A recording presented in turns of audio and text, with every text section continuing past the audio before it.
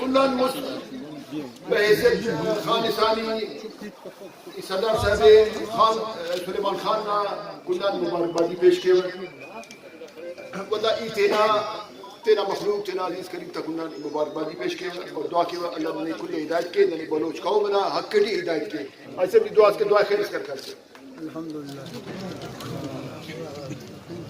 والصلاة والسلام على خير خلقه محمد وعلى آله وصحبه أجمعين. ربنا ظلمنا أنفسنا وإن لم تغفر لنا وترحمنا لنكونن من الخاسرين. ربنا لا تزغ قلوبنا بعد إذ هديتنا وهب لنا من لدنك رحمة إنك أنت الوهاب. ربنا لا تؤاخذنا إن نسينا أو أخطأنا.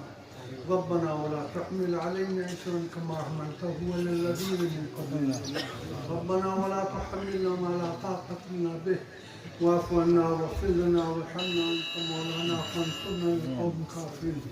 ربنا إنك جامع الناس ليوم لا ريب فيه إن الله لا يخلف الميعاد. ربنا وآتنا ما وعدتنا على رسلك ولا تخزنا يوم القيامة إنك لا تخلف الميعاد.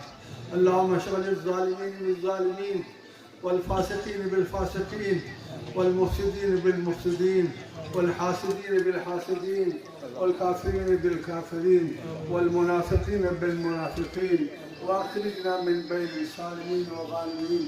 اللهم انا نجعلك في نحورهم ونعوذ بك من شرورهم.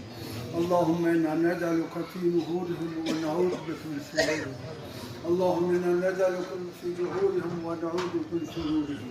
اللهم صل على سيدنا محمد وعلى ال سيدنا محمد صلاة تنجينا بها من جميع الاهوال والافات وتقضي لنا بها جميع الحاجات وتطهرنا بها جميع السيئات وترفعنا بها عندك الدرجات وتبلغنا باقصى الغايات من جميع الخيرات في الحياة وبعد الممات انك على كل شيء قدير. ربنا تقبل منا انك انت السميع العليم.